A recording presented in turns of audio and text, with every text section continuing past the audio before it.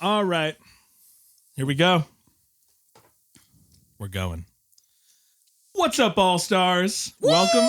Yeah, let's go. No, we got to cheer, right? We gotta cheer. For sure. Come on. Welcome to No Bards Allowed, a Dungeons and Dragons TTRPG podcast run by a bunch of amateur entertainers, but professional friends. My name That's so cute. I know. My name is Brendan Fellens. You'll be hearing people refer to me as B for short. And I will be taking up the mantle of Dungeon Master for our first campaign.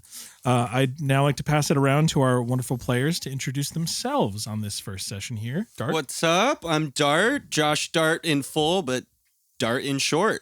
And that's it, I think. I'm just playing. You don't have other titles? No, I don't have any. Okay. Any other lands? I do, but they're secret. Those are for the Patreon later when we announce that, which maybe will happen. I don't know. Anyways, I'll shut up now. I'm Shay O'Shea, just going by Shay or SOS in some forms. For those of you wondering, that is in fact his real name. You might think it's a joke. He did not buy but it. It is not. It's true. It's the coolest name. My name is John Fusner, but I go by Fuse by everyone. Hell yeah. And My mom calls me Johnny, though. Wait, Am I calling really? you Johnny? Yeah. Ooh, Johnny. Things every day. learning this just now. Yeah, I know, crazy. But Currently, Fuse is in a white ribbed tank, so picturing his mom calling him Johnny is especially funny. Here's Johnny. yes. But yeah, I'm Fuse. Nice to meet y'all. Whoa. Cool. And I am William Stone. Since we're all doing one syllables, I'll go by Will. And I think that's everybody. Yeah. Welcome to our podcast. Like I said, we're a group of friends that love playing D&D together, and we decided to give ourselves a go at recording it and seeing what people think out there. For anyone listening who is new to Dungeons and Dragons or tabletop role-playing games, we'll more or less be telling a story centered around our four main characters who you'll meet in the near future. Dart, Will, Fuse, and Shay will each play one of these characters as we follow them on their journey through a setting full of magic, monsters, mystery, and machine. One of the common items in tabletop role-playing games that allows us to tell these stories is dice. Rolling a die, such as the 20-sided ones most associated with these TTRPGs, allows for us to add risk and reward to the choices our players make as we tell our story. Throughout the game, we will use these dice to aid us in bringing our tale to life. Or hinder us, who's to say? Also hinder. I'll be rolling plenty of dice too, and sometimes it'll be really helpful, and sometimes it may not. I'm not gonna roll any dice this whole time. Oh, I'm just gonna yeah. sit here and just like hang out. You know, that's my goal. Well, we'll see how it goes. All right then. How's everybody feeling? Like I'm ready to Feel play good. some D&D. All right. Ready. All right. Well, D&D. you Ready to absorb. B. Yeah. You answered the question. What are you then. absorbing, Let's, Fuse? I'm just ready to absorb. I'm just ready to meet everybody's characters. Same. Yes. Call this guy a sponge. He's ready to absorb. I'm ready. well then, let us begin.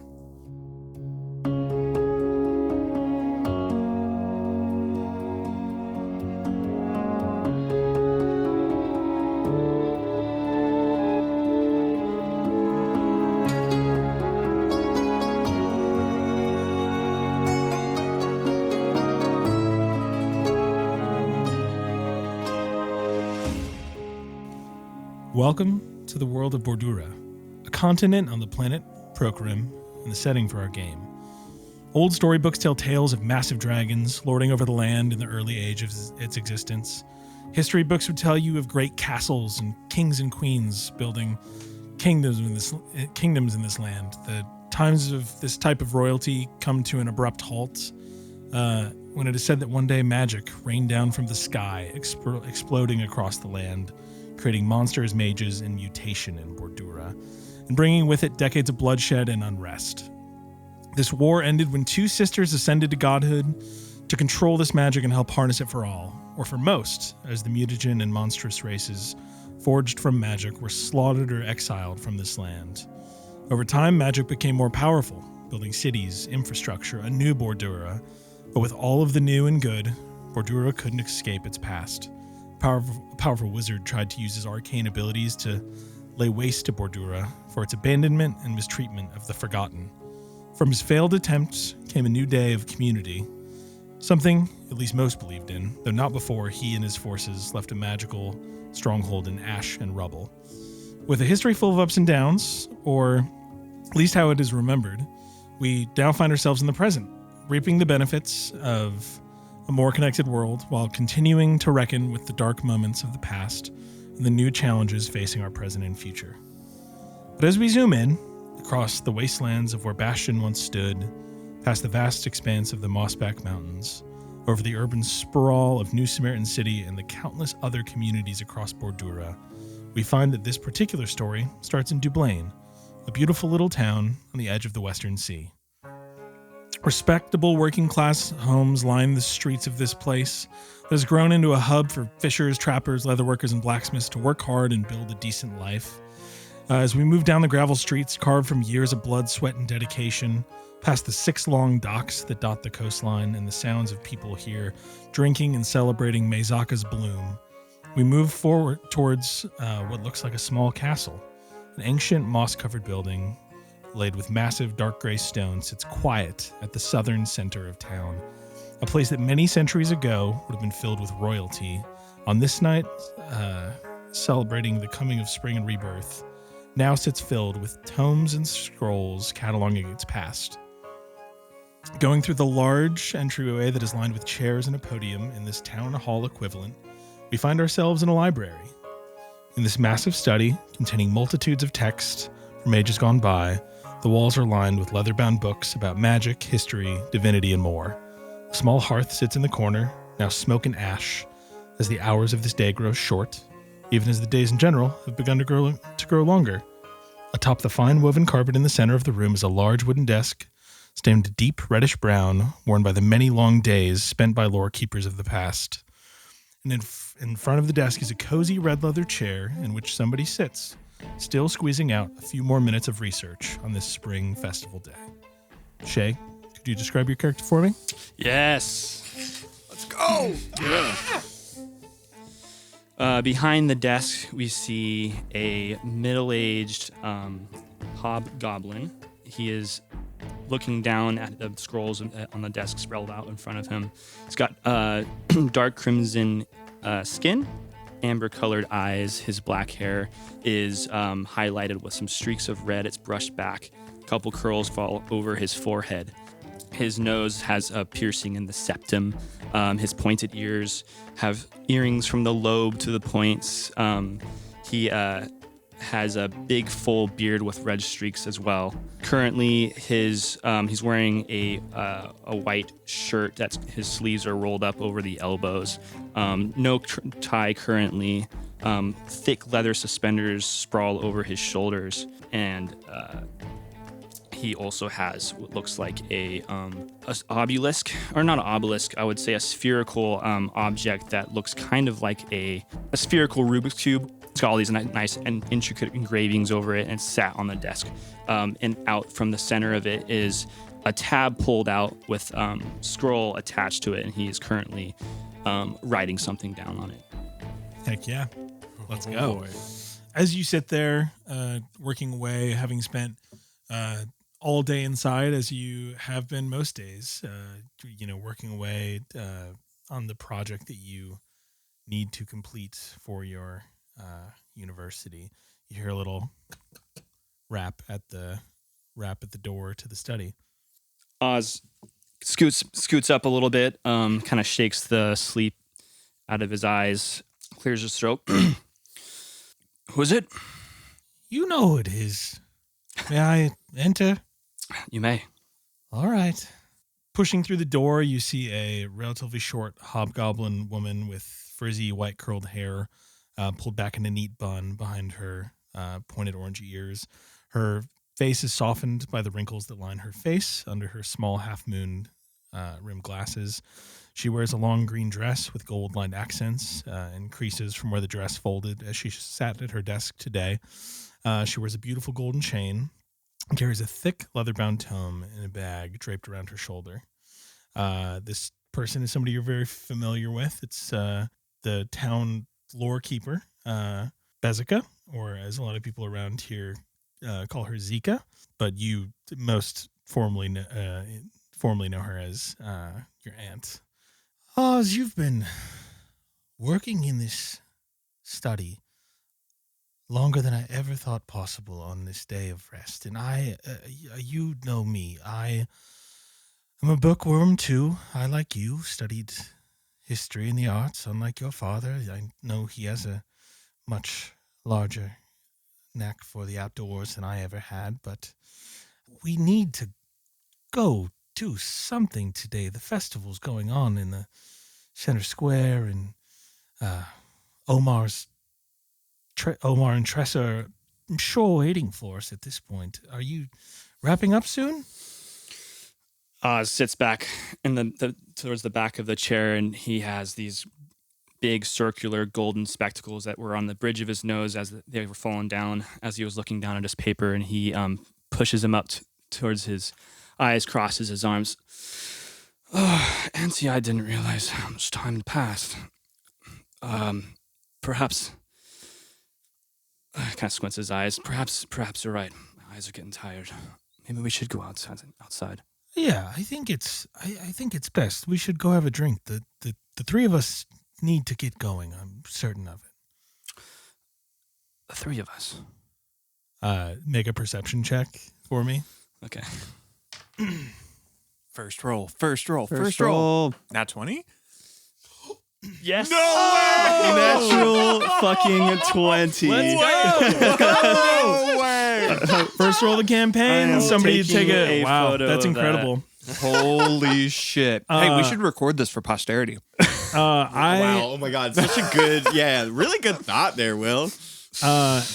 You make a perception check, and even with your passive, you probably would have seen or heard the young wizard's apprentice trying to sneak up beside you. Out of the corner of your eye, you see Reynard, a young tiefling boy, and your aunt's apprentice, sneak out behind the chair and trying to give you a scare. As you see him out of the corner of your eye, he's approaching quietly, and then all of a sudden you hear, "Boo!" Ah! Oh, you got me. Oh, I knew I would. Oh, I knew I would. Oh, you were so focused. I knew I'd get you. The prey has frightened properly. You now see this young wizard's apprentice, 15 years of age, but small at the same time, with messy, medium-length black hair and two small horns falling along the slope of his head. His skin is a deep purple, and his eyes a brilliant yellowish orange. His deep, dark blue apprentice robe, slightly wrinkled and dirty from being just a touch too long for his frame, dragging at his feet behind him. Oh, there you are, Reynard. I was unsure where you'd gone. Yes, Oz is packing up his things now. It's time to go.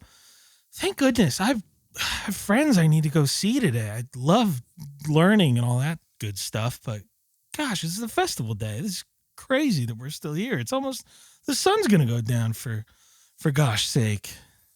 Yeah, you're right, Reynold. Let's he gets up from his desk and grabs the top of his head and gives it a little scruff. Let's get outside, shall we? Let's get some festivities going. Sweet. You pack up your things. Your aunt already with bag in tow, and you head out from your studies for the day. As you walk out of the front of the castle with Zeke and Renard, you turn right to head north down the path along the coast.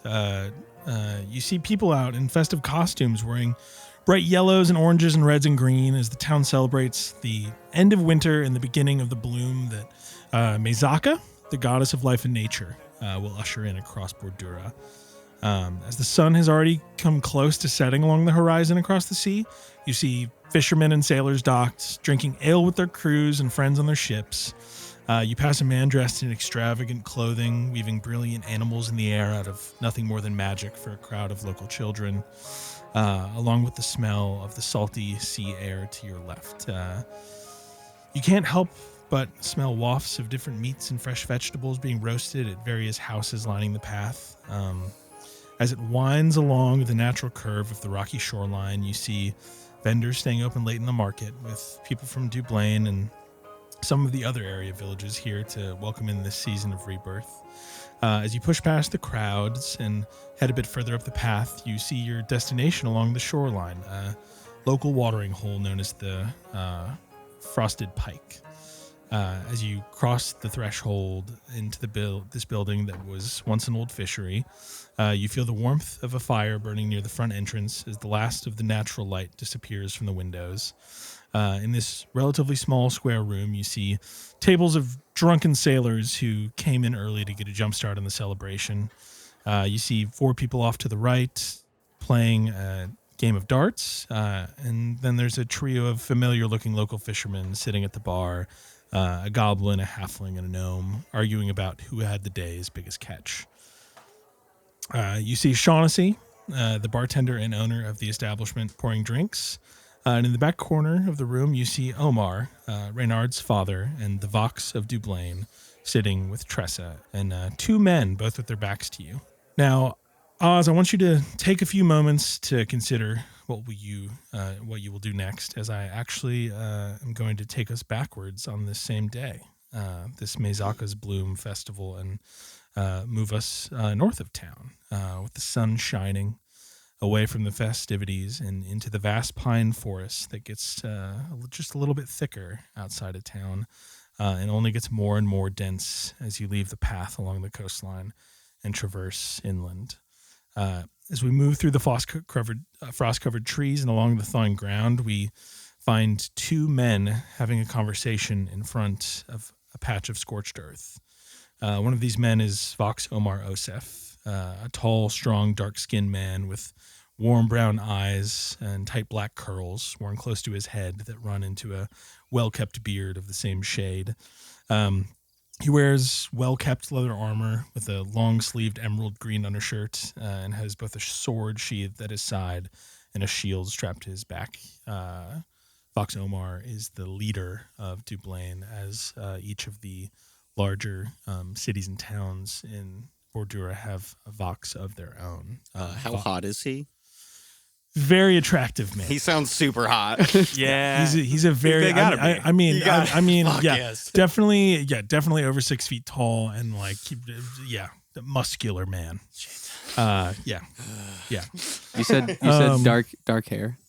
Dark skin, dark black hair, super tight curls, and a really well kept tight beard. It's glistening as he probably uses some sort of product to. Of course. Immaculate. Yeah, he's a man of the people. And next to him stands another man less familiar with this area. Fuse, can you please describe your character? Yes. My character stands holding an axe in one hand and gesturing at the scorched earth in the other. His axe has a wooden handle, seems to be made with care, with a red axe blade on the top for this great axe. My character has this combination of light brown, silver, and yellow half plate on, while his helmet is a strong forged helm that is red with some iron rivets in it as well. He stands about 5'10", 5'11" tall, 35 years of age, has a handlebar mustache. You can kind of see his hair greased back with the amount of labor that he does swinging that axe. The sweat kind of gives him a nice shine with his dirty blonde hair. And he has blue eyes. And he is also a human. Hell yeah. You stand here having just arrived in town earlier in the day. You are already set up with a room for the night back in town, as it is.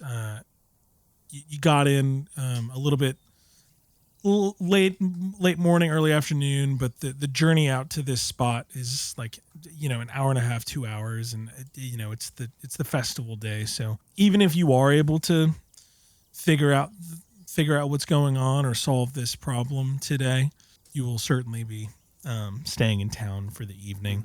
But yeah, you stand here, and Omar looks at you and says, "So yes, this is what we've been dealing with. As you can see, there's scorch markings all over these woods. I don't know exactly.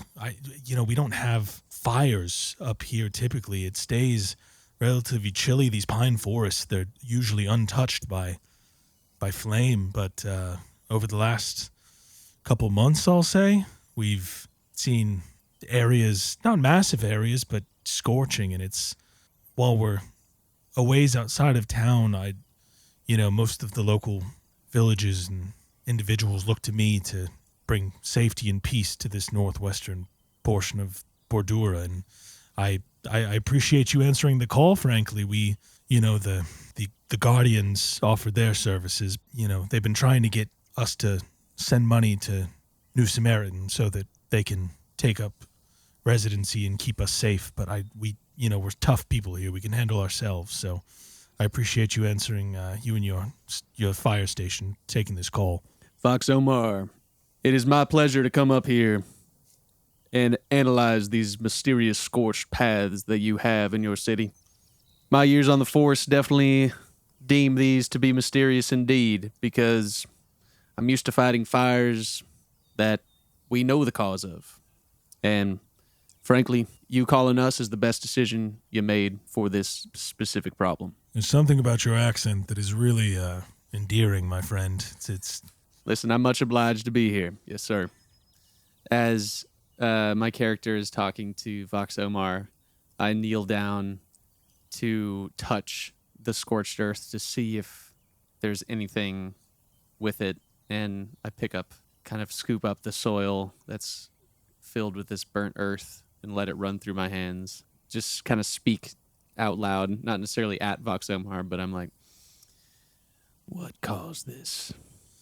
As you do that, and because this is something fire is something you're very familiar with, I would love for you to give me either a investigation check or nature check, or a check that you feel like would be appropriate here, and please do that with advantage as well.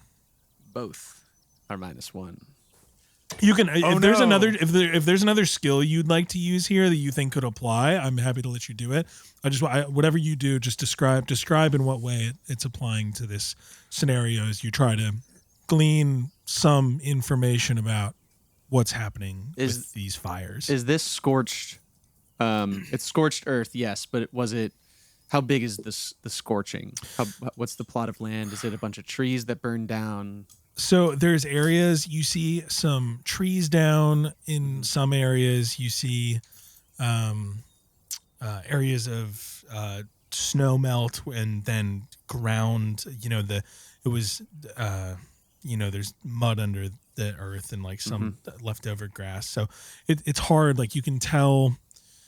I think what you and Omar have probably already discussed throughout the day is that they haven't asked for help on this yet. They've known that this is going on for a couple months, but as it continues to happen and it becomes more consistent, as spring comes and the snow melts, they don't want to run into a situation where, a fire starts and it gets out of hand. So there seems to be a pattern here, and even without the roll, I can tell you that it looks unnatural. I would ask you to roll for to see if you can glean anything more, but unnatural at least. I guess investigation and nature probably make the most sense over survival.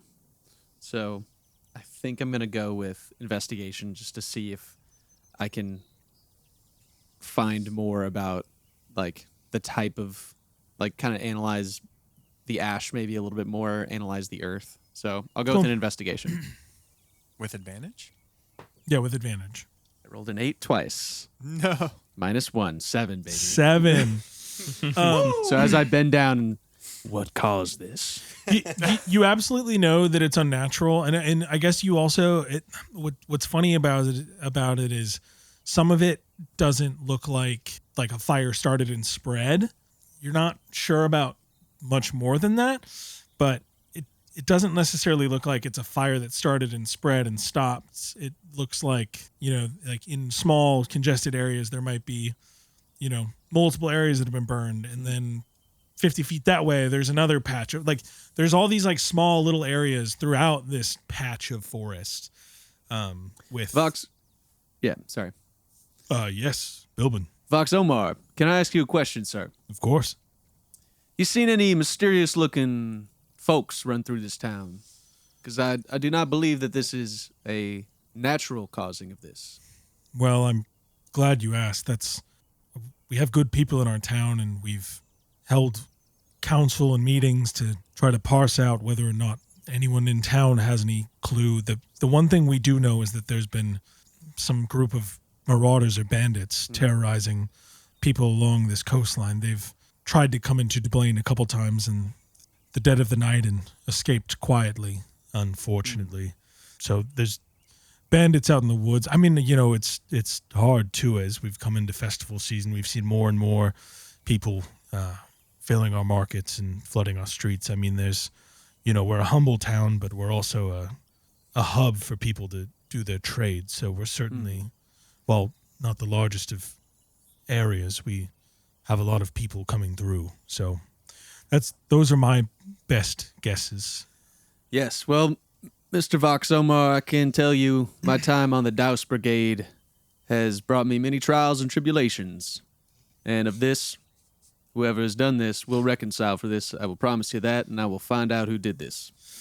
As you and Omar are standing there focused and discussing these fires, can you describe, I know Bilbin wears some sort of amulet or chain related to his firehouse. Can you describe that and tell us where you wear it? Yes. I wear a pendant around my neck, which is the symbol of my firehouse. The firehouse is called the Douse Brigade. I love it. Awesome name. So in. Awesome name. Colloquially, in the brigade, we the actual house, we call it the Douse House.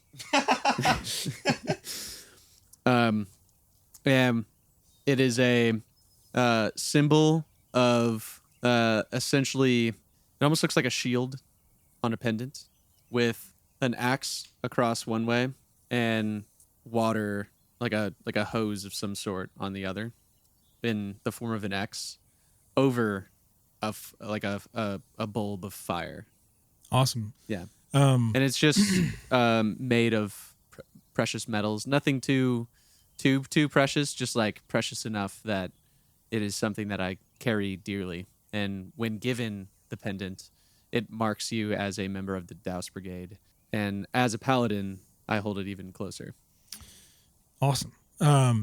As you notice that this important symbol of yours is not around your neck in this moment, can you first give me a perception check, followed by a wisdom saving throw? Oh, no. Perception 14. Cool. Wisdom saving throw 4. Oh, no. Sweet. And I assure you I will get to the bottom of this. Bilbin, as you've come to your senses for just a split second and look up to see if you see anyone that could have taken your necklace, you notice your amulet and another chain suspended in air as they disappear through there's some dense bushes around tall trees, and they disappear through there. But as that happens, you also lose focus for a moment. You feel good, even though your amulet's missing. You have this moment wash over you, and you kind of just forget to do much of anything. Can you roll a d6 for me real fast? 6. You That could be good or really bad. You feel great. You don't feel like you need to move towards and deal with your amulet just yet, and you just kind of stay planted in place, Omar turns to you and he says, our necklaces are missing.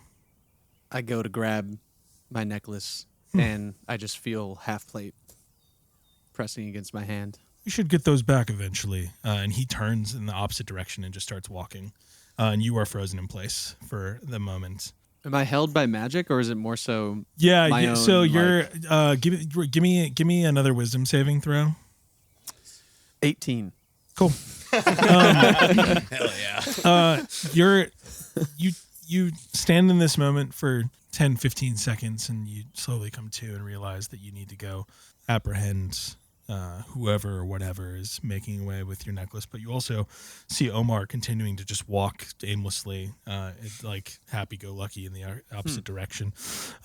As you take some time to grab Omar before you go on this hunt for both of your respective amulets in the woods, we will cut over to your amulet actually.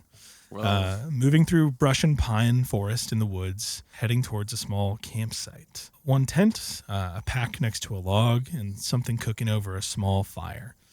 As the amulets move closer to this campsite, the invisibility drops on the creature carrying it. Small lizard-like creature with insectoid wings, giggling along its path.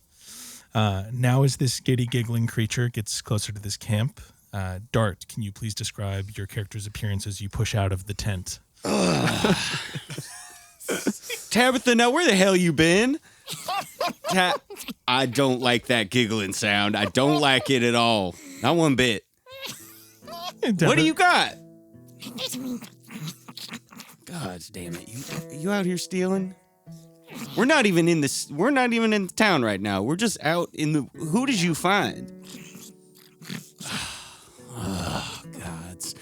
You see a dwarven man, looks to be slightly older, middle-aged for a dwarf. He is essentially John Hammond from Jurassic Park as a dwarf. Got a straw hat on his head, gracefully tanned and freckled skin. Built like a dwarf, but there's something a little bit of like an elegance about his features. You see a mossy beard and forearms that are peeking out from a flannel kind of, not tabard, like a blouse kind of farmer shirt that is a nice like deep red and some like yellow and black and maybe a little bit of navy blue flannel, just really classic vibes, tucked into some thick, well-worn dark brown canvas pants. You see that as he's like stepping out of the tent, there's some nice well-conditioned leather boots on his feet. But there's something about him as he even like in the not even like light filtering through the trees at the moment, as it's like a little shady. There's something as if his hair and his face is just always dappled by the sun, as if it was filtering through the treetops, and accentuating deep brown eyes with just slight speckle of gold in them. Awesome. You stand arguing with fairy dragon Tabitha as she holds two necklaces in her. All right, now give them to me. Give them to me. Give them. Come on. She gives you the necklaces. Now, where do you get these? You know I don't like it when you're stealing, all right? What do you think you're getting into? She nuzzles you a little bit. Oh, all right, okay. You trying to make nice now, all right? No. Come on, you're in trouble, Missy. Tabitha hears. Make a perception check for me if you would. Hell yeah. 3. 3, cool.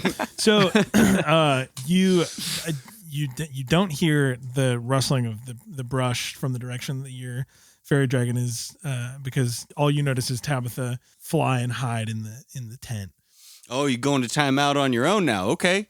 And as Tabitha flies into the tent, Fuse, you and Omar and Bilbin push through the brush and see a dwarf standing in front of a tent holding 2 chains. You! Howdy. Hi there. Do you know anything about a pendant that's been running about? Like these? As I point to the pendant that is mine. Where did you get those? Omar draws his blade. Explain yourself. All right. Oh, well, fellas, let's all calm down here now. I presume I got them from you. Those are ours. Yes. You took them from us. No, that was not me, unfortunately. The real culprit's actually in my tent. So in a way, I did steal them because she's my. Bring them out. Bring Bring the person out. It's not a person. It's just a little guy. It's just a little girl, really. Tabitha, Tabby. She's my little. No. She's, well, in a way, I guess you could say she's my daughter. She's just a little dragon. Tabitha! He sheathes the sword and She's not going to respond to you. Come on out here. She don't even respond to me, really. All right, Tabitha, come on. You got to own up to your mistakes. You know what we've been talking about. The tent opens and you don't see anything yet. Like there's an opening for like a small creature's body could pass through, and then Stop it quickly games. shuts. You feel her crawl up on your shoulder and comes. You see a small green. Why don't you describe Tabitha for us? She would like crawl up, and you would see her slowly kind of unsheath from invisibility. Cool. And she is just a little like cat-sized fairy dragon, kind of silly looking. Eyes that are like a little bit too big for her small, slender, pointy face. A tongue that's kind of hanging out all the time, and she just looks super mischievous. Green scales, but they also seem to fleck with lots of rainbow colors, and wings almost like butterfly, but they are still scaly and almost bone-like, kind of like a dragon. Also just a little bit too small for her body. I want to take her and keep her and love her forever. Bilbin, now wielding his red axe, looks over at this character with this creature on the shoulder, and she's like Tabitha is like nuzzled into your neck, AP Arthur, and like you hear her like, don't be so proud of yourself. I'm so sorry. We've gotten off on the wrong foot, fellas. My name is Arthur Page Llewellyn. It is a pleasure to meet the both of you. I will give these back to you now. Bilbin reaches out and grabs his pendant, his amulet. Omar is sheathed to the sword at this point, and he grabs his. Yeah, no need for violence at all. I'm sorry. We're No. My apologies. No, we've been dealing with. I don't know if you've noticed any patches of scorched earth in these woods, but we've been dealing with some trouble in these woods. I don't know if you're from around Patches here. of You don't scorched seem like earth? you're from around here. Like that one? Yes. Oh, that's everywhere. Well, that one was my fault, but As you guys, I don't know about the other ones. This isn't you. You're not respect to this. What is this creature? I was just Tabitha, like I said. Yeah, but Little fairy dragon. She's my fairy dragon. She was a gift. I don't know what that means. A gift? What is a fairy? No, You never gotten a gift before? I know what a gift is. What is a fairy dragon? Oh, well, Where do you hail from? this. I'm from Woodhammer. Fairy- Are you from Woodhammer. Woodhammer too? no, sir, Oh, okay. not from around these parts. Oh, what parts are you around from? I'm from New Samaritan, Oh, the big city. from the big city. You don't I'm in. sound like a big city boy. Well, that's because we're in the little outer percentile of that city. Okay. That's where my firehouse is. The Douse Brigade. I don't know if you've heard of us. Douse Brigade. I like kind of look a little defeated, hoping like. Hey, The it's got a axe. good ring to it. Well, I'm here on behalf of Vox Omar to investigate these here fire mishaps of mystery. And looks as though there's a fire here. And you just stole some pendants of ours. And, well, things aren't looking too hot for you, Mr. Arthur. Bill, Well, if there's a fire, then maybe it is looking a little hot for me. You know what I'm saying? I appreciate the Sorry, maybe levity, not the but time. can that thing breathe fire? Not that I'm. Well, Tabitha, can you breathe fire? She give it another wisdom saving throw. Now, what are you doing now, Tab? Natural 20. You so you are you see this little lizard creature open her mouth like she's about to breathe fire, and you just see this like glinting gas, like almost imperceptible to the eye, but it's got this like pixie dust quality to it. Just like glitter. Comes out, and having already felt the effects, you respond incredibly well to it. But you see that Omar says, "Well, I feel good about this. Yeah." And he turns and starts walking away again. Bilbin sheaths his great axe on his back and looks over at Arthur, Page Llewellyn. Oh, Omar! Sorry, Omar's like walking in not the same direction you came from. He's just like Oh. like when See you he later, walked Omar. up. Yes, good day. And He just darts off. He's walking the wrong direction from where you. Yeah, he doesn't say anything to you. He just starts. He's walking away like when you just had to chase him down in the woods, and like you just went and like physically shook him out of something. He's walking away like that again. Tabitha, Listen, Arthur. go get him. He kind of does that. I just met him. Well, I think it might be Tab's fault actually. Tabitha flies off and like listening to you. Go lick him. Tabitha goes and licks Omar's face, and he like 60 feet away is like you hear like a. Vox Hey. Omar, come back here. Where was I going? I don't know. You seem awful concerned about it though, so who knows? He heads back that way. He says, "So your little dragon doesn't breathe fire. It looks like, but it does something. Feels kind of good, but Yeah, she's a little trickster. She's always been that way. I guess that's just kind of the nature of the Fae. You know, she's the runt of her litter too, so she's always been a little feistier. Listen, Arthur. My name is Bilbin Billings. A pleasure to meet you, Bilbin. We are meeting on some interesting terms, albeit at that. Thank you for returning our pendants. Sure. There's been some strange happenings here in this town. Ever Okay. since I got here, I'm here to investigate some of these wildfires. Do you know anything about these mysterious fires been spouting up? I don't think so, no. are you out here all alone, Arthur? Well, me and Tab, yeah. Are Just you- traveling from Woodhammer. You familiar with it? I feel like I've heard of it, but I guess I don't. know That's where all it right. is.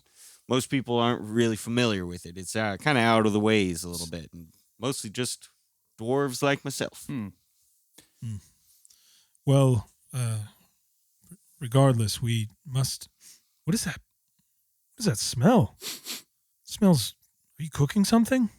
Well, sure. You hungry? I Got a little mushroom jumble going on. Yeah. Sure. yeah, Do you have you want- enough to spare for? Oh, of course. Yeah, come on down. Have a seat. Sit a spell. I got a fire going. This area is real good for mushrooms, so. Bilbin looks over at Vox Omar and shakes his head and looks over at Arthur, kind of sizing him up a little bit, but at the end of his sizing, kind of determines that he is harmless, and he just kind of Come on over. happened to have a mischievous little pet. So he goes over to the fire in the welcoming arm of Arthur to sit down. The two of you and Omar sit down at this campsite. Tabitha, you hear her with her little bowl of mushroom stew ready to go. She digs her little fairy dragon face in. Now slow down there. The orzo's not even done yet. You're making some orzo? Yeah. All right. You men who like some good cooking. Canon expression now. Yeah, Yeah, I I'm think treading the line between Western cowboy and Gen Z. I do like me some orzo. All right. Yeah. Well, I think it's just about done. Let me check. It's just tender enough. Just tender enough. And I wink at you. All right. Yeah. These three men sit and Like your style. these three men sit and enjoy some orzo and a little bit of what was it? Mushroom jumble. Mushroom jumble. Yeah. Jumble. Just like you ever had dwarven mushroom jumble before? Jumble? Jumble. It's like Can't a say I had, jumble Mr. of Arthur. mushrooms. And on a bed of orzo, I actually like to make my orzo get it softened up nice with some of my own vegetable stock. That I always got to keep some veggie stock on you. Yeah, can't tell you I've had that before. We do a lot of casseroles where I'm from. Little casseroles. Yeah. All right. What kind? Green bean casserole, Okay. onion casserole. Just onion. Yeah, listen, money's been a little tight Oh, nice. over in the Douse house. I hear you. And really, whatever we can get, whatever we're offered, we kind of throw into a casserole. You ain't grow your own food? Well, between cleaning up the brigade house and tending to some fires here and there, doing our chores, ain't too much time to making our own food, growing it, that is. So, All right. like I said, a lot of casseroles. Well, get you some home cooking. Holy shit. This is great. The accents are my fucking favorite thing. You sit, you eat, you talk for a little while, and after eating, Omar stands up and he says, well, we must be getting back to, it's the, do you celebrate Meizaka's bloom where you hail from? Huh? It's the festival that ushers in spring. Meizaka, the goddess of life, nature. This is the day where the snow begins to melt a little bit faster and we move towards sunnier, richer days ahead. You ain't got spring all the time? No. What do you mean? Okay. All right. How long have you lived out here? And I do assume that you live out here given that you have a little camp set up. Nope. Oh. No, I just always... I'm roaming right now. Oh, you're a roamer. Mm-hmm. One of the Roman types. Currently, this place, I've been here about a day and a half. So he's Roman. Well, I guess would you like to come and if you've never celebrated a spring festival, you've shown us great kindness and I would love to return the favor and have you join us in town. It's an hour's walk back down the coast, but we have a Sounds like a hell of lovely a town. and I'd love to have you join us for a drink and Yeah. put you, it's festival day and I'd love to put you up in a room for the night or something as well. Oh, Tabitha, how do you like that? Sleep in a bed. She flies over to Elmar and nuzzles him and he's like, oh, all right. Yeah, she likes you. Yeah, she's sweet. Well, all right then. I guess we can help you pack up your camp and the three of us can head back and maybe we can, I don't know, maybe we can ask you if you've seen any people out here in the woods over these past few days. Oh, maybe. And I can see if I can help. I'm not sure. I'm just a farmer. real quick, Mr. Arthur, Mm-hmm. I just want to know your stance on fire. Okay. Like, how do you mean? Well, you see, there's the good kinds of fire like you're using here. Sure. Contained, Sure. subtle, Mm-hmm. a hearth Mm. that brings people together. Love me a hearth. Then there's another kind of fire Ooh, that takes away the very things you love. that sounds real bad. So I'm curious on your stance on fire. Could you tell me a little bit more about this fire that takes away everything you love? Is there any physical description that I should look out for in the woods? Is it in the woods or is it where you're from? Or I'll say this, Arthur. okay, I'm out here to fight fires. Any foreign and domestic. okay, Any wildfire that gets in my way, I have pledged my allegiance to defeat. However, you seem to be in control of this fire, of which case, despite our differences with our amulets, I kind of like you already. all right. Well, that's great. I will never make a campfire I can't control. And I think that's all I need to know about your stance on fires. Thank you. I would love for you to join me in this. Yes, I am always in control of fire that's all around me. All right, we've got a long journey back to town. We should pack up and get going. This is good. You're both good, and this is fun, but it's time. All right, Omar, come on. I'm sorry, We're my fine wife- and dandy Here- here. here's the Eat some thing. more mushroom jumble. Here's the thing. My wife, if I'm not back in town, my wife's gonna be very upset with me. Oh, okay. If all right. if I'm late, we're supposed to go meet friends for drinks later, and Well, that sounds fun. Let's meet her there. yeah, we will, but All right. a little haste. Well, you keep eating. I'm gonna pack up my camp. I'll let Tabitha help you out here. Tabitha, watch yourself. No more stealing. All right. We flash forward, pack up camp.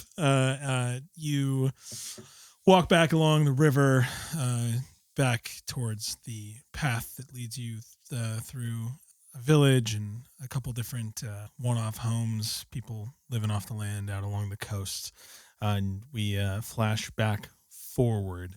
As we flash forward, I would love for Oz, I would love to know what you do as you cross the threshold of this watering hole, as you have walked into the Frosty Pike Tavern and see Fox Omar and his wife Tressa sitting with two unfamiliar looking men.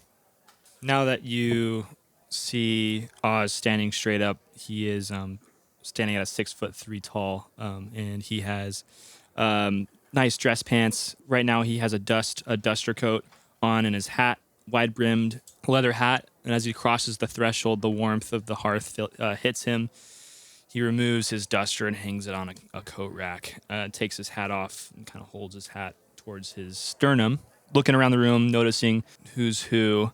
My aunt and her apprentice are still with us. Yep, Zika, your aunt, and Reynard are still with you. Reynard has followed y'all here. He had mentioned that he was wanting to go meet some friends, but he would absolutely go. You know, he's young still, so he is going to come in to, you know, make sure his parents can see him for the day before he goes off to, you know, get into some mischief and whatnot with his friends. Cool. Yeah. I'll Oz will look over at Zika and Auntie, why don't you get us a table? I'll get us some drinks. Oh yes, well, let's go. We can go meet. We're meeting up with Omar. I think I see them. Yeah. Let's go. I'll. Do you want to get some drinks and I'll go say hello for us? Oh, you know what? I'll go say hi as well. All right, let's go then. You walk over to the table and Omar looks up and says, having had a few tankards of ale since earlier in the day, and says, "Oh, Zika, welcome, Zaz, hello. Omar? Thanks for making it out on this fine festival day." Tressa looks up, Omar's wife. She's a beautiful tiefling woman with pale blue skin, yellowish orange eyes, matching those of her son, wearing a thin gold chain around her neck, an orange and yellow gown adorned with beautiful flowers stitched on a white lacy section of the dress near her bosom. Oz, welcome. Nice to see you out of the library for once. You've been stuck in there for a while. Have you figured out your studies? Just a little bit more to do, but Is the paper coming along all right? slowly. But yeah, it's making some progress. All right, good. She sees her son. Reynard, your robes are dirty. Get over here. Mom, it's fine. He runs over and she wipes him. She's like, you spend all day inside, and somehow you have dirt on your face. Unbelievable. And she licks her thumb and wipes a little dirt off his face.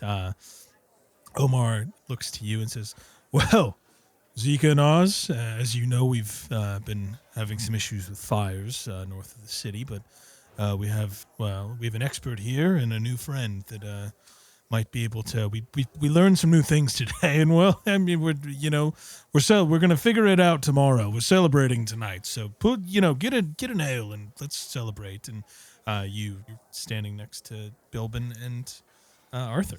Oh, well, howdy there. The name's Arthur Page Llewellyn. Pleased to meet you. Pleasure. My name's Osgook, but you can call me Oz. Ah, Oz. Well, you could call me whatever you like. All right, Artie. Or is that too forward? Artie? I kind of like it. Artie! That's good. Claps you on the back. I like Artie. No, you can't call me Artie. Well, Nah, I'm just playing, Omar. You can call me whatever you like. good. It's good. Well, Mr. Oz, my name is Bilbin Billings. Pleasure to meet you. Pleasure to meet you, Bilbin. He kind of just dips his head down, almost like it's a cowboy hat, but like to do that nice gesture of a howdy. Shaughnessy, a round of ales. Come on. And you see a little, he's like white hair, like bluish tinge to his skin, but it looks like a halfling behind the bar. And he says, oh, yes, of course, Fox Omar. I'll be right over with a few pints. And he's pouring some beers. Yeah. Feel free to talk amongst yourselves, gang. Oh, you have 2 temp HP, by the way. And so does Omar. Oh, Omar. Nice. Omar. Uh, Oh, from the Jumble? From the Jumble. Cool. I'm picturing Arthur Page Llewellyn cooking like Link in Breath of the Wild, where it like the pot like dances and he's like, yeah. doesn't actually do cooking. No, he just throws it all in and it comes out amazing. helping out Vox Omar doesn't go unnoticed. Oh, yeah. He's also drunk now, so. Nice. My man. Are we about to play a game at this table? Like cards or anything? No, just sitting, drinking, the chance to chat if anyone wants to. You see Shaughnessy come over to the table. Shaughnessy O'Shaughnessy is his name. Wow. You see him come over to the table, this little halfling man, and he's small hands, but as halflings know how to do, he's got 7 ales somehow, like one balancing on his head, and the rest of them slings them all at you and says, well, it's not many people come and celebrate the bloom here with us, but I'm grateful that you did. It's nice to have the Vox of the town and new friends as well. Where are you all visiting from? Well, Shaughnessy, first I gotta say, you've got a hell of a talent here. All those ales in your little hands and your... Oh, sorry, I didn't mean to...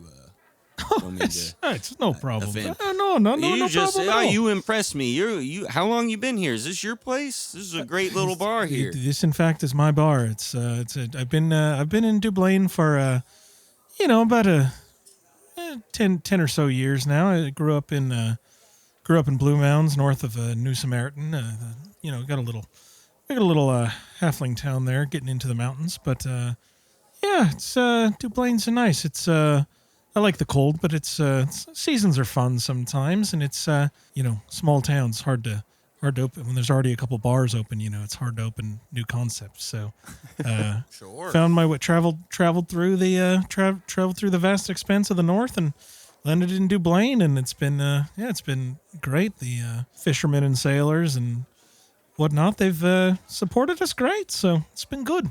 Great. You've done a hell of a job here, I might say. Thanks. What's your name? I'm Bilbin Billings. Pleased to meet you. Where are you from? That sounds like some central dialect. I'm not sure. Yep, we're all from New Samaritan City. All from New Samaritan City? All the Bilbin Billings is all the Billings is Oh, I got you. You're all from the Billings. I see. See. It's such a big city now. That's I feel like the north side of the city. We're not too far from northern. It's a massive city. Yeah, see, we're on that outer rim, if you will. Ain't close to those elites, if you know what I'm saying. Sure. I catch what you're putting down. Yeah. Yeah, but it's absolutely. good living out there. A lot of casseroles. A lot of casseroles. Yeah. What do you? All right. I don't. It's a whole thing. It's essentially you put it in a pan and put it in the oven. I didn't know. Is that a New Samaritan thing or is that a? Oh, yes. Yeah. Huh. Definitely in the outer rim. All right. Outer rim. All right. Good. Well, if I don't close up shop very often, but if I ever make it back over to Blue Mounds, I'll try to pop down and visit the outer ring at some point. Casserole sounds good. Yep, you got to go to Trish's if you're ever going to go get some good casserole in New Samaritan. Perfect. Trish's sounds great. Trish's. Can you Trish's? Yep. All right, I'll find it. It'll be good. Listen, you talk to the locals; they're kind people. Would We'll get you anybody? Not to cut you off. I have a couple folks at the bar. Anyone need some chili tonight? Ooh, Chili. I'd love to try some of your chili. Beef chili, kidney beans. It's very simple. We can right. throw some noodles underneath of it. We're a fish bar most of the time, as you'd probably be able to gather based on our location along the coast. But for the bloom, we like to change it up a little bit. I'll take a chili. Chili? Yeah, sounds great. Shaughnessy, I haven't eaten since breakfast, so Yeah, it's a Shaughnessy- round of chilies for everybody. 3 chilies for us. You That'd got be any great. tea? No. You got any hot water? Yes. All right, could I have some hot water? Sure. Ah, great. Of course. I'll be back with some chili and a little hot water for you. Ah, thank you. Cheers, y'all. The stunned silence when you ask for tea in the bar. There's like Literally me. I don't know how many rounds of ale that we've gone through, but there's like 3 mugs just like sitting next to AP that he hasn't drunk. Incredible. Omar's been like grabbing. Yeah, I think Omar's picked up on it. And he's like grabbing him and like he's putting him back for sure. As you all sit here and as this group of people gets to know each other, Omar is talking about the day, catching you and Zeke up on everything happening north of town. As you're sitting there, where's everyone's attention focused? Like, are you looking around the bar at all? Are you looking out, like, there's windows? Are you looking, like, have you been paying attention to anything in the room, or is everyone pretty centered on the conversation? Centered right on the conversation. These wonderful, wonderful people around me. Cool. Bilbin definitely isn't one to just kind of like look around and try to size up everyone. He's kind of just like in there, as we now know from his previous experiences with perception. Yeah, Oz is doing the same, just kind of looking around. Actually, he's looking around waiting for his chili because he's actually really hungry. He's realized now. Starving. Is that your belly? Yeah. Well, now hold on. We can't let you go hungry. I'll pull out from my pack wrapped up. Arthur. Yeah, pull out some of them snacks you got. I got some snacks. I'll pull out like a little shortbread, but it's like cornbread shortbread with a little bit of a glaze on top, and I'll hand it over to you. It's just wrapped up in some parchment. Here you go. I can't let a fellow man go hungry now, can I? Oh, that's very kind of you. Yeah. Well, I assume the chili will take a little bit, so you snack on this while in the meantime. I kind of want to save a little bit You of want this one? to dip it in the chili. My little sweet savory kind of action going on. You good? Arthur, I wouldn't mind having some of that snacky stuff as well. All right, yeah. As I you got a see few of them. Bilvin kind of getting a little drunk. As y'all start to get to know each other a little bit and chat a little bit, that Tressa and Zeke have been talking a little bit to the side. Reynard's run off at some point to go meet up with his friends, and Tressa and Zeke both look to you all and Omar and say, "I don't mean to interrupt the conversation, but does anyone want to take a peek at that window over there? I feel like there's a strange. Seems like somebody's staring inside." Oh, Tabitha, where are you at? Is that her? Is she out causing trouble? Tabitha. Where are you at, Tabitha? Does anyone look towards the window? They're being subtle about what they're doing. Does anyone look? Well, can I make an insight check on Zeke and see if she's actually concerned, or if it's like insinuating something else? Yeah, you can't. I don't think you even need to make a check. I think whoever's been at the window has been there for just like an odd moment of this person standing at the. It's like, oh, why is this person just kind of like staring inside of this business right now? Sure, yeah. I mean, I'll approach the window. You're approaching the window. You're not even gonna look first. I'm gonna look. It's across the bar. Sorry. It's so you're all at a table in like the back left corner. And If the person is staring into the room and I turn to look at the window and I see the person, I'm gonna approach the window. Cool. I'm gonna look around for Tabitha. Great. Tabitha is sleeping underneath the table. Oh shoot! All right. Well, what's going on over there then? Can you are you trying to approach with caution, or are you just trying to run over? I'm curious as to what is this thing, person, whatever. Cool. I'm just curious, like, what is she talking about? Is anyone else going with Oz right now to approach?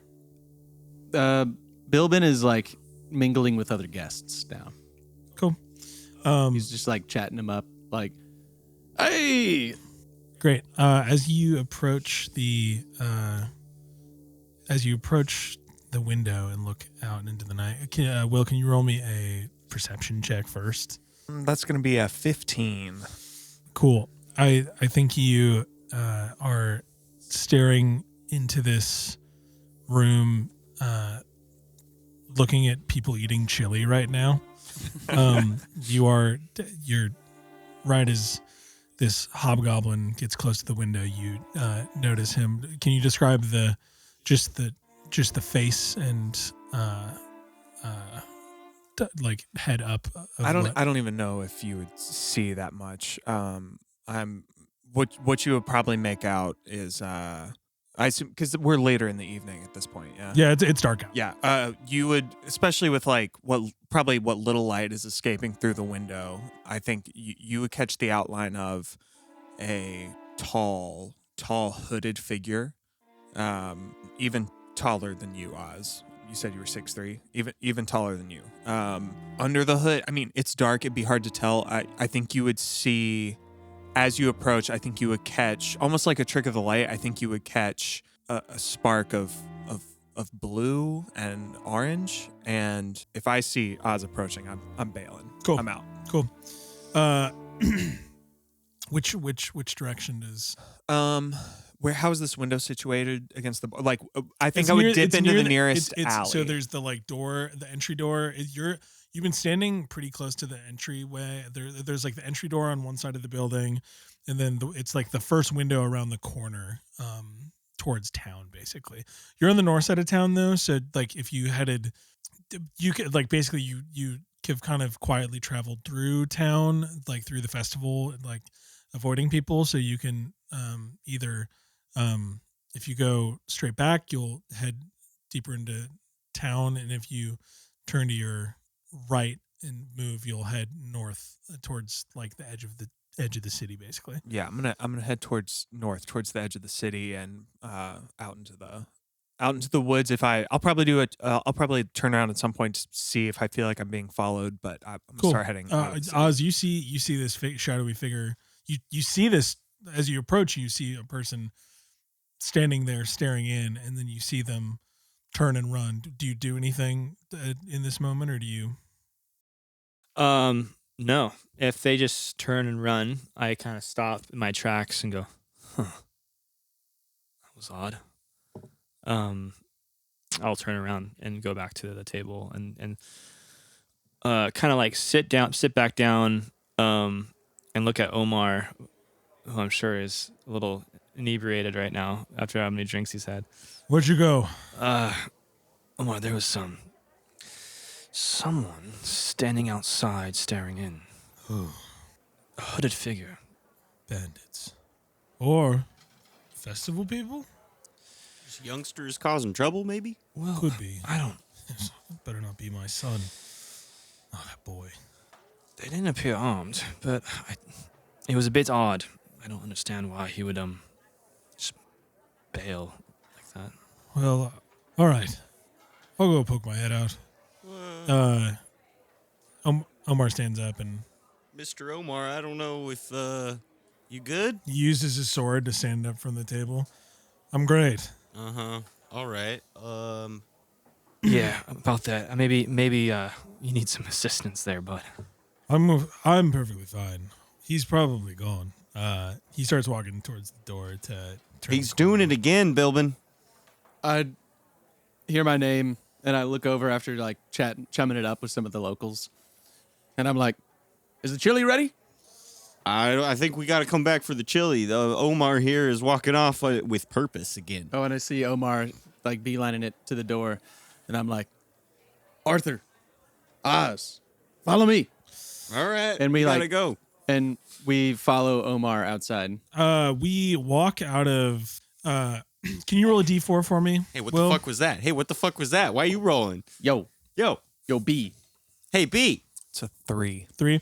Cool. As the three of you and Omar turn outside and look down the street, it's dark. 90 feet ahead. Oh, how far is dark vision? 120. Does anyone have dark vision? I think some dark vision's only 60. I have dark Mine is vision 60. 60 as 60. well. Oh, cool. So 66. you That's your dark. you turn the corner and are you running right now?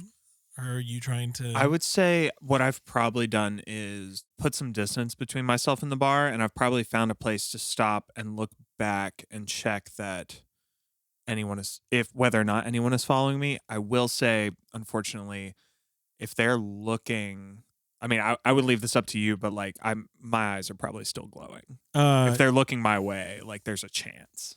Oh, you hear from a distance somebody yell, y'all give me can each of you give me perception checks, and then you hear, sorry, Oz, Bilbin, and Arthur. Can you give me perception checks Five. As Omar yells out, "Where are you going, creature of the night? Where bandits out in here? Come have a drink. It's the Bloom, for goodness sake." All right, I like this tactic. He's trying to make friends. What did everyone roll on there? 6.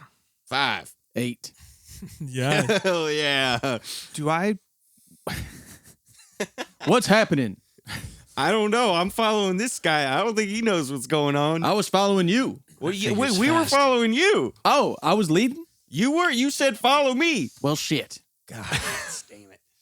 If you're no, let's go back inside. If you're no foe or coward, come eat some chili.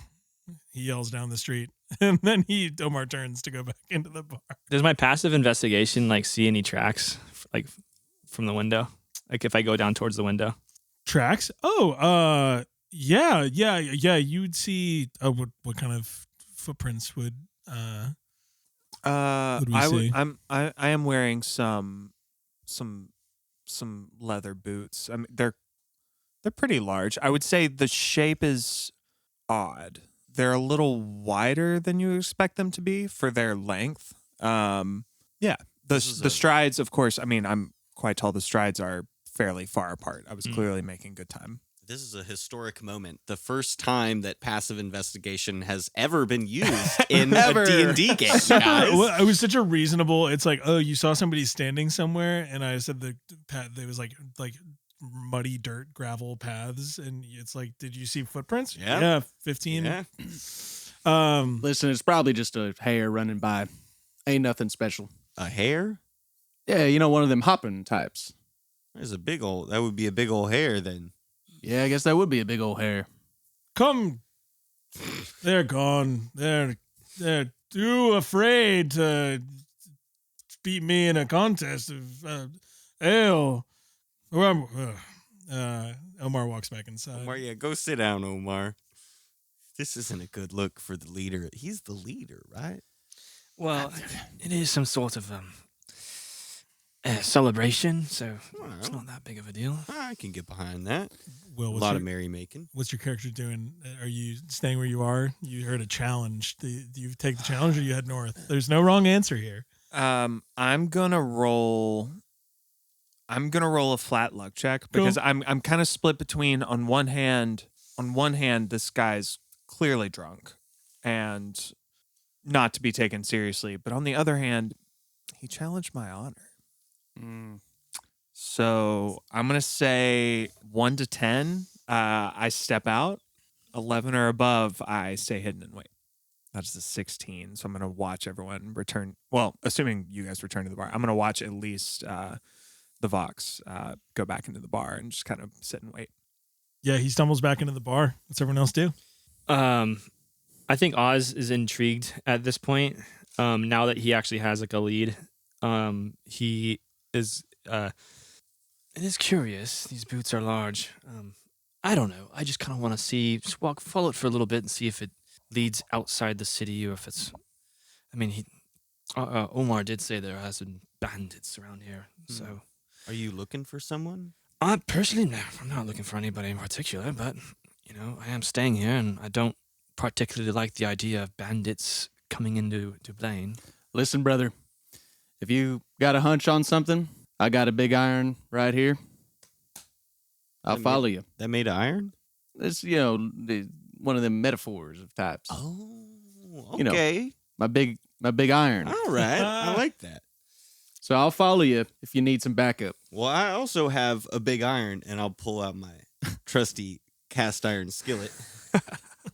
Although I don't know if this would be quite as effective as what you got going on there. I'll stay. Hey, if you guys are going forward, I'll stay around for moral support. But I'm just a farmer, so I don't know how much help I can be. Well, it looks like I got some good company. Let's go take a look. We take Are a y'all look. all moving that direction? I'm just following the footsteps that I have found, I'm just gonna walk a little bit behind them. the though. tracks. If I see all three people moving my direction, I'm going to continue heading north. I'm going to turn and try and take an alley or something, like start running. As I do, I think you guys from your distance will probably just see like a small flash. But I think as I turn and start running, almost in a moment of panic, where I like first kick off, like with my back foot would be, there would be just a small scorch mark on the ground. Y'all gonna pursue? If I see something like, hey, over there, did you guys see that? See what? In the vein of Dungeons and Dragons and, things happening that you don't expect all the time, I'm going to ask everyone to roll initiative. Cool. And this is also where we're going to end our very first session of the No Bards Allowed podcast. Sick. Oh no! PvP. This feels PvP. this feels like a fun, appropriate place to end session 1. Nat 20. Nat 20. No way! No for a way. 19. Oh my god! For a Yo, 22, where's- baby. Where's our dice jail?